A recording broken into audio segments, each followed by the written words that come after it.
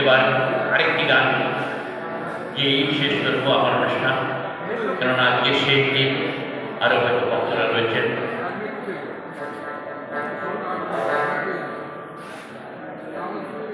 মনে ভাবের ঘরে চুরি করলে চলবে না, যে যাই করো ভাবের ঘর ঠিক না রাখলে পরে এই মানব দেহই বৃথা। এই ভবার কথায়